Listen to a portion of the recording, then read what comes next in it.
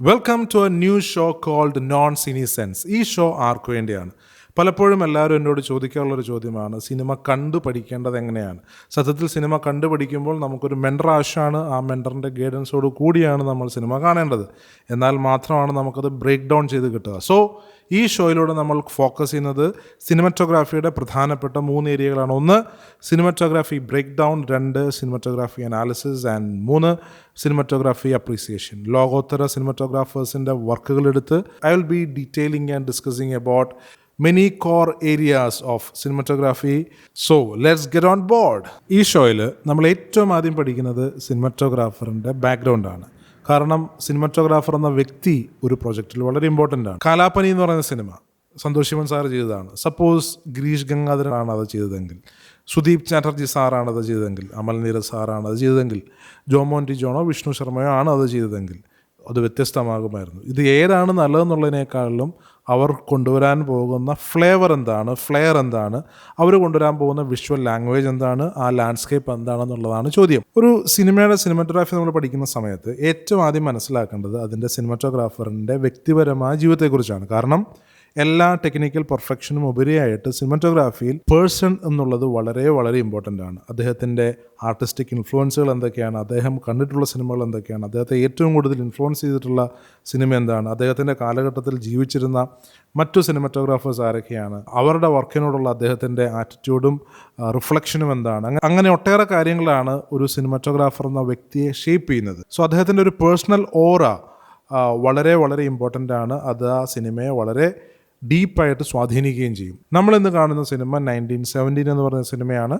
സിനിമറ്റോഗ്രാഫിക്ക് Oscar ലഭിച്ച സിനിമയാണ്. ഇതിൻ്റെ സിനിമറ്റോഗ്രാഫർ സാക്ഷാൽ സർ റോജർ ഡീക്കൻസ് ആണ്. ഞാൻ വ്യക്തിപരമായിട്ട് വളരെ അപ്രീഷിയേറ്റ് ചെയ്യുകയും വളരെ ബഹുമാനിക്കുകയും, somebody whom I am looking upon to for many things is none other than Sir Roger Deakins. I am so happy to start with none other than Sir Roger Deakins. And privilege of working with the legendary cinematographer Roger Deakins.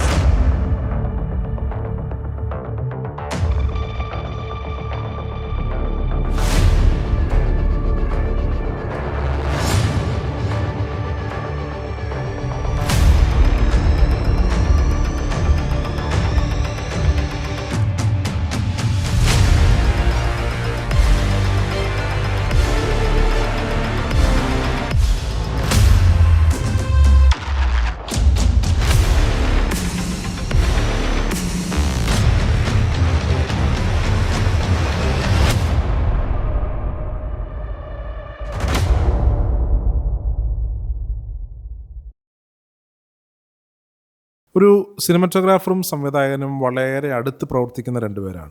സത്യത്തിൽ എല്ലാ സിനിമറ്റോഗ്രാഫേഴ്സിനെയും shape ചെയ്യുന്നത് അവർ work ചെയ്യുന്ന ഡയറക്ടേഴ്സാണ്. ആ ഡയറക്ടേഴ്സിന് അവരുടെ ക്രാഫ്റ്റിൽ വളരെ വലിയ influence ഉണ്ട്. Sir Roger ഡീക്കൻസിൻ്റെ കാര്യം എടുത്തു കഴിഞ്ഞാൽ അദ്ദേഹത്തെ ഏറ്റവും കൂടുതൽ ഇൻഫ്ലുവൻസ് ചെയ്തിട്ടുള്ള 3 ഡയറക്ടോറിയൽ കമ്പോണൻസ് ഉണ്ട്. അത് 1 കോഹൻ ബ്രദേഴ്സ് ആണ്, 2 സാം മെൻഡസ് ആണ്, 3 ഡെനീസ് വോൾനോവ് ആണ്. ഇതിൽ സാം മെൻഡസുമായിട്ട് ചേർന്ന് ചെയ്തിരിക്കുന്ന സിനിമയാണ് 1917. 1949 മെയ് മാസത്തിലെ 24-ാം തീയതിയാണ് സർ റോജർ ഡീക്കൻസിൻ്റെ ജനനം. ജനിച്ചതിന് ശേഷം ഏകദേശം 41 വർഷങ്ങൾക്ക് ശേഷം 1990 കോഹൻ ബ്രദേഴ്സിൻ്റെ മൗണ്ടൻസ് ഓഫ് ദ മൂൺ എന്ന് പറയുന്ന സിനിമയിലേക്ക് അദ്ദേഹം അരങ്ങേറ്റം കുറിക്കുന്നത്.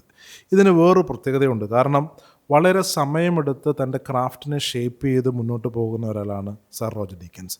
എടുത്ത് ചാടി വാരി വലിച്ച് സിനിമകൾ ചെയ്യുന്ന ഒത്തിരി പേരുണ്ട്. ടു ആൻ എക്സ്റ്റെൻറ്റ് കാര്യങ്ങൾ ഓടുവാൻ അത് ആവശ്യമാണ്. തൻ്റെ ക്രാഫ്റ്റിൻ്റെ സ്പേസ് കിട്ടും എന്ന് ഉറപ്പുള്ള സിനിമകൾ മാത്രം ചെയ്യുന്ന, ആ സ്പേസിന് വേണ്ടി തൻ്റെ ക്രാഫ്റ്റിനെ വളരെ മെനക്കെട്ട് സമയമെടുത്ത് ഷേപ്പ് ചെയ്യുന്ന ഒരാളാണ് സർ റോജർ ഡീക്കൻസ്. അതുകൊണ്ട് തന്നെ എത്രയോ തവണ അദ്ദേഹം ഓസ്കാർ നോമിനേഷൻ ലഭിച്ചിട്ടും വളരെ കാലങ്ങൾക്ക് ശേഷം അദ്ദേഹത്തിൻ്റെ ഫസ്റ്റ് ഓസ്കാർ ലഭിക്കുന്നത് ബ്ലേഡ് റണ്ണർ 2049 എന്ന സിനിമയ്ക്കാണ്. അദ്ദേഹത്തിൻ്റെ എല്ലാ വർക്കുകളും നല്ലതാണ്, പക്ഷേ വളരെ ശ്രദ്ധിക്കപ്പെട്ടുള്ളൊരു വർക്കാണ് the Shawshank Redemption. American Society of സിനിമറ്റോഗ്രാഫേഴ്സിൻ്റെ ബെസ്റ്റ് അച്ചീവ്മെൻറ്റ് ഫോർ അവാർഡ് ആ സിനിമറ്റോഗ്രാഫിക്ക് അദ്ദേഹത്തിന് കിട്ടി. അദ്ദേഹം ഓൾറെഡി ബ്രിട്ടീഷ് സൊസൈറ്റി ഓഫ് സിനിമറ്റോഗ്രാഫിയിൽ അംഗത്വമാണ്. അങ്ങനെ 2 പ്രസ്റ്റീജിയസ് ആയിട്ടുള്ള, എസ്റ്റീംഡ് ആയിട്ടുള്ള 2 സൊസൈറ്റി ഓഫ് സിനിമറ്റോഗ്രാഫിയിൽ അദ്ദേഹം അംഗമാണ്.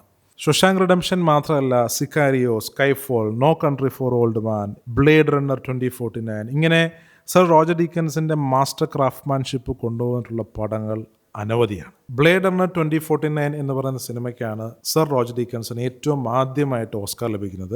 അതിൻ്റെ രസകരമായ കാര്യം, അതിനു മുന്നേ അദ്ദേഹം 16 പരം പ്രാവശ്യം നോമിനേറ്റഡ് ആയിട്ടുണ്ട് എന്നുള്ളതാണ്. രണ്ടാമത്തെ ഓസ്കാർ അദ്ദേഹത്തിന് ലഭിക്കുന്നത് ഞാനിപ്പോൾ സംസാരിക്കാൻ പോകുന്ന സാക്ഷാൽ 1917 എന്ന് പറയുന്ന സിനിമയ്ക്കാണ്. സർ റോജർ ഡീക്കൻസിൻ്റെ ഏറ്റവും വലിയ കോർ സ്ട്രെങ്ത് എന്ന് പറയുന്നത് അദ്ദേഹത്തിൻ്റെ സബ്ജക്റ്റീവ് സ്റ്റാൻഡ് പോയിന്റ് ആണ്. ഒരു കഥ പറയാൻ ആവശ്യമായ രീതിയിൽ അതിൻ്റെ സിനിമറ്റോഗ്രാഫിയെ ക്രാഫ്റ്റ് ചെയ്യാൻ പറ്റുന്നു എന്നുള്ളതാണ് അദ്ദേഹത്തിൻ്റെ ഏറ്റവും പ്രധാനപ്പെട്ട സ്ട്രെങ്ത്.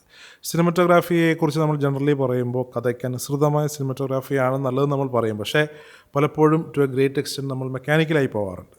പക്ഷേ ഒട്ടും മെക്കാനിക്കലാവാതെ വളരെ ഗംഭീരമായിട്ട് കഥയ്ക്കനുസൃതമായ ഓരോ ഫ്രെയിമിനെയും വർക്കൗട്ട് ചെയ്യുന്നതാണ് സർ റോജർ ഡീക്കൻസിൻ്റെ ഏറ്റവും വലിയൊരു പ്രത്യേകത. So his first core strength is his subjectivity. രണ്ടാമത്തെ അദ്ദേഹത്തിൻ്റെ ഒരു കോർ സ്ട്രെങ്ത് എന്ന് പറയുന്നത് ഒരു പ്രൊജക്റ്റിലേക്ക് he dives deep into it.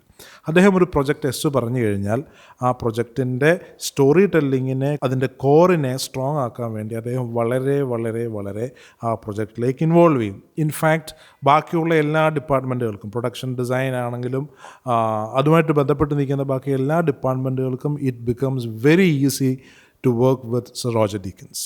സ്കൈഫോളിലെ ഏറ്റവും ആദ്യത്തെ ഷോട്ട്, ജെയിംസ് ബോണ്ട് വന്ന് നിന്ന് അദ്ദേഹം ഫ്രണ്ടിലേക്ക് നടന്നു വന്നിട്ട് അദ്ദേഹത്തിൻ്റെ കണ്ണ് റിവീലാവുന്ന ഷോട്ട്, ആദ്യത്തെ ഷോട്ടിൽ വളരെ ലോങ് ഷോട്ടാണ്. The entire frame is blade. ഒരു ഷേപ്പ് മാത്രം, നിഴൽ മാത്രമായിട്ട് നമ്മൾ ജെയിംസ് ബോണ്ടിനെ കാണുന്നു. അദ്ദേഹം വന്നിരിക്കുന്നു, വളരെ സ്റ്റൈലൈസ്ഡ് ആയിട്ടുള്ളൊരു ഫ്രെയിം.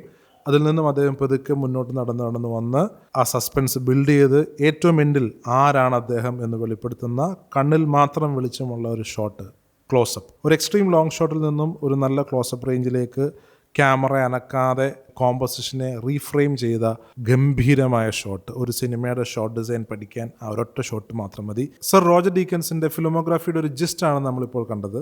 അടുത്ത എപ്പിസോഡിൽ നമ്മൾ ചെയ്യാൻ പോകുന്നത് 1917 എന്ന് പറയുന്ന സിനിമയുടെ ഫ്രെയിം ബൈ ഫ്രെയിം ആയിട്ടുള്ളൊരു ബ്രേക്ക് ഡൗൺ ആണ്. Stay tune guys.